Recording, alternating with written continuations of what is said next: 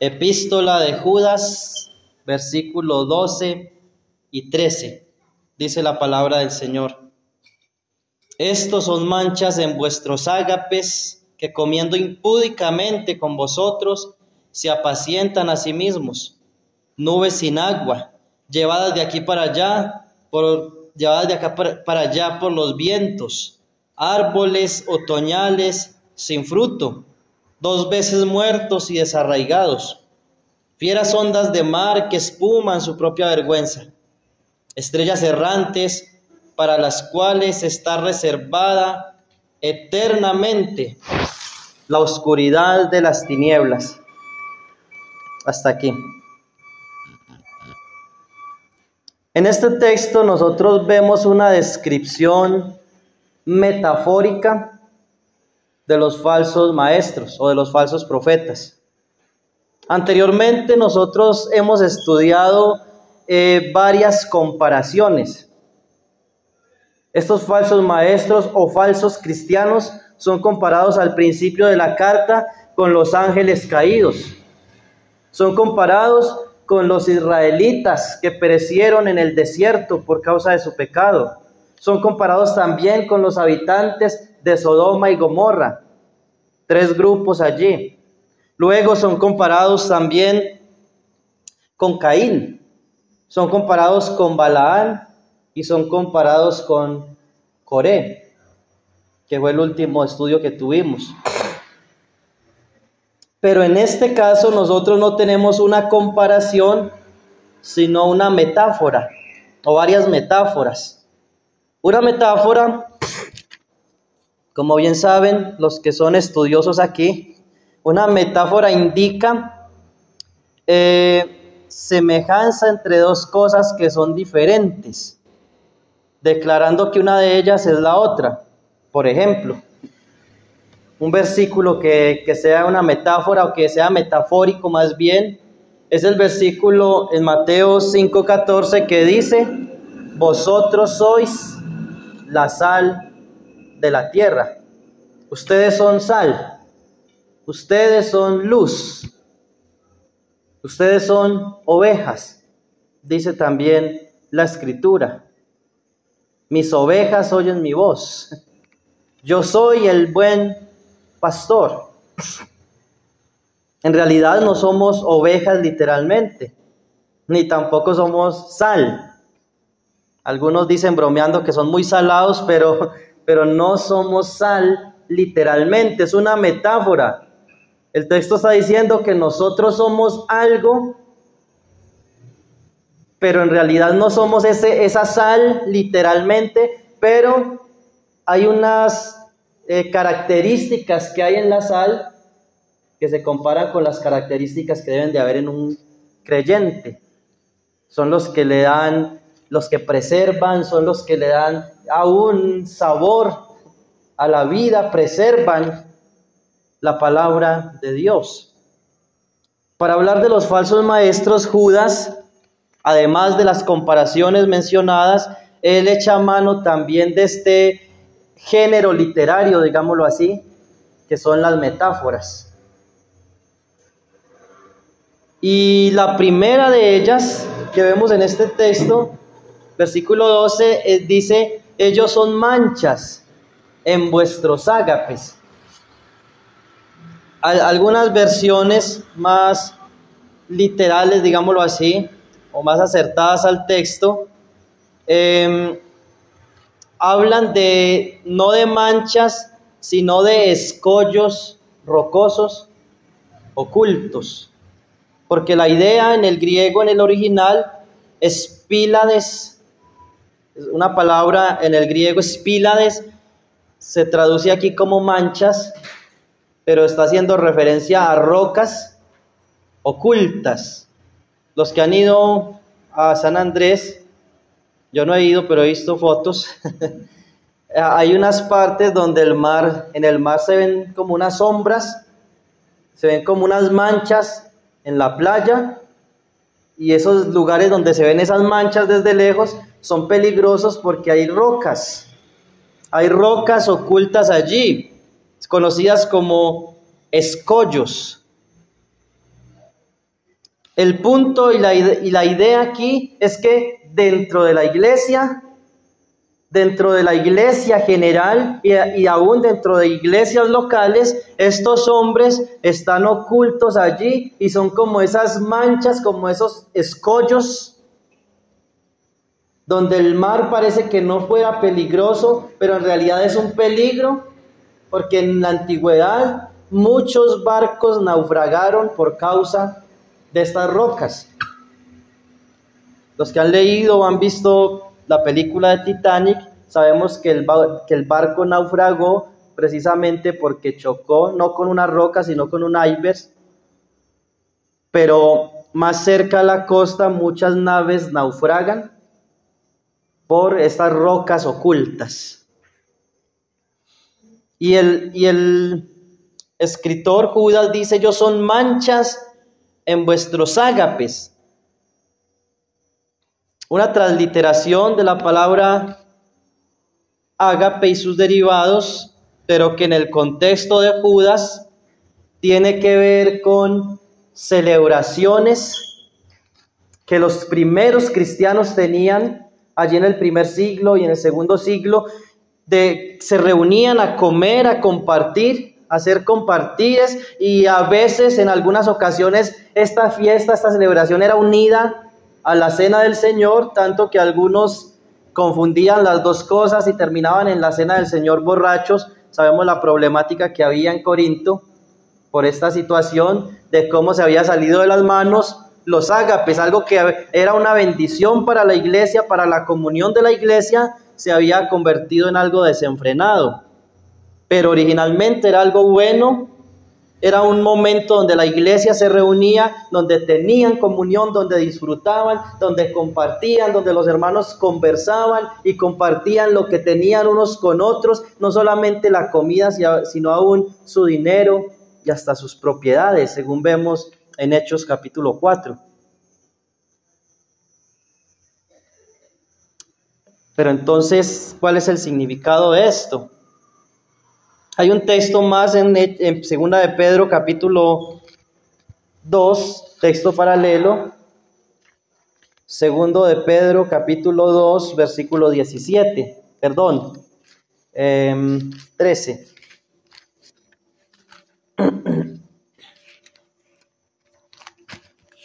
Dice allí este texto en Pedro. Espere que estoy perdido. Versículo 13.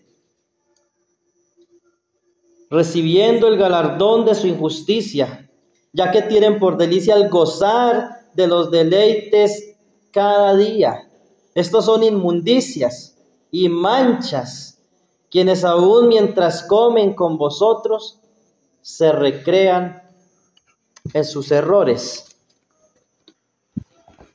Cuando estudiamos Segunda de Pedro 2, la carta de Judas, Primera Timoteo, parte de Primera Timoteo, parte de Segunda Timoteo, donde los autores hablan allí mucho acerca de los falsos maestros, de algunos que incluso habían apostatado de la fe. Vemos que el foco no está solo en la parte doctrinal, que es una área muy importante de la iglesia, por supuesto, y que debemos cuidar, sino que hay una parte también moral. Y lo que vemos en estos falsos maestros allí en Pedro y en Judas, Pedro, por ejemplo, los describe como personas que comen con nosotros, con vosotros, pero que se recrean en sus errores. Vemos allí algo doctrinal. Son hombres que no se ciñen a la ley, al testimonio, no están ceñidos a las escrituras. Pero también vemos de una descripción allí en el versículo 13 de Pedro, que son personas que su delicia es gozar de los deleites cada día. Personas materialistas, personas desenfrenadas, personas para las cuales no hay límites. Hablábamos ayer en el estudio sobre los que se emborrachan y decíamos, el licor no tiene nada malo en sí mismo, porque nada es malo ni bueno. ¿Cuál es el problema? Embriagarse. ¿Cuál es el problema? El desenfreno. Para estos hombres no hay límite en cuanto al desenfreno. Los vemos allí metidos también en Corinto. Pablo dice, algunos llegan primero, no comparten con los más pobres, están preocupados por llenarse en ellos, tanto que hasta se salen de allí embriagados. Imagínense, hermanos. No se les da por nada estar en la cena del Señor y embriagarse en la cena del Señor.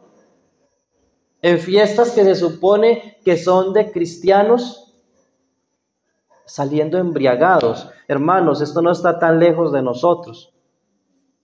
Cuando yo era niño, en cierta asamblea cuyo nombre no quiero nombrar, recuerdo que en una ocasión hubo una integración en otra asamblea cercana y varios de los hermanos seguramente hacían parte de esos falsos hermanos de los que hemos hablado durante tantas semanas, regresaron embriagados.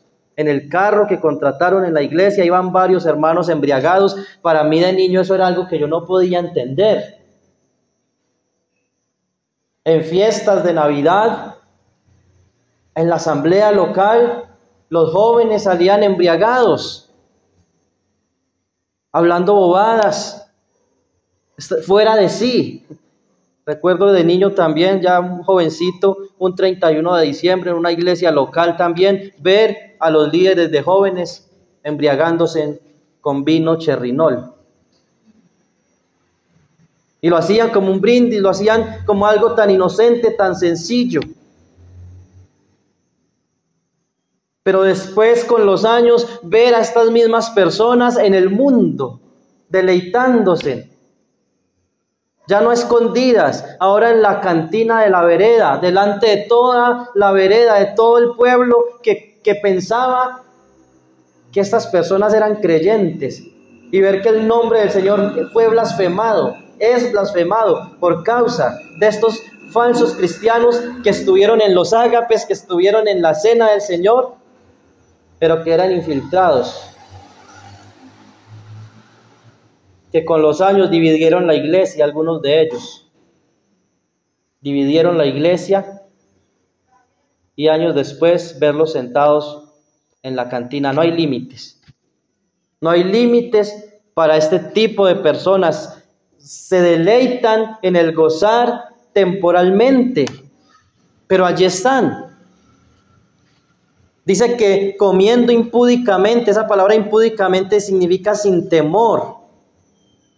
Viven como cristianos, disfrutan de las cosas de la iglesia, aún sirven en la obra del Señor, pero a la vez viven en sus errores. Como dice otro pasaje, engañando y siendo engañados. Engañando y siendo engañados. Porque esas licencias que ellos se dan para pecar, casi siempre lo hacen siendo engañados por el enemigo. No parecen peligrosos, pero Pablo dice en Romanos 16:18, Romanos 16:18 y Filipenses 3:19, si alguien me ayuda con la lectura de Filipenses, Romanos 16:18 y Filipenses 3:19, dice Romanos 16:18, porque tales personas no sirven a nuestro Señor Jesucristo, sino a sus propios vientres, y con suaves palabras y lisonjas engañan los corazones de los ingenuos. ¿A quién sirven estas personas? A sus propios vientres. Tenemos un ejemplo tan famoso, tan conocido en el Nuevo Testamento, el de Judas. Él estaba pensando solo en él. Él no estaba pensando en sus hermanos o en sus compañeros, más bien los discípulos. No estaba pensando en el Señor, sino que estaba pensando en su propio vientre. Y Filipenses 3:19, ¿alguien me ayuda con esta lectura?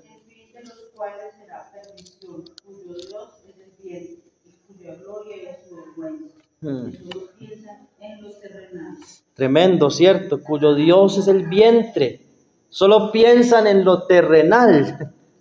Tremendo. Y ver que Judas dice, son manchas en nuestros ágapes. Claro, y cuando hablamos de esto en una iglesia tan pequeña, eso puede causar varias reacciones. Una, motivar a los hermanos a examinarse a sí mismos a la luz de las Escrituras. Dos, estar alerta para que en ningún momento un personaje de esos entre o se levante dentro de nosotros. Tres, estar atentos con nosotros mismos para no desviarnos de la verdad, porque son palabras de advertencia de Judas. Y número dos, en grupos tan pequeños como estos es probable que no se levante alguien como se describe aquí, por lo menos entre el liderazgo, tal vez entre hermanos o personas nuevas que van llegando. Hemos tenido casos muy similares, pero debemos alertarnos, debemos tomar esto como palabras de advertencia, porque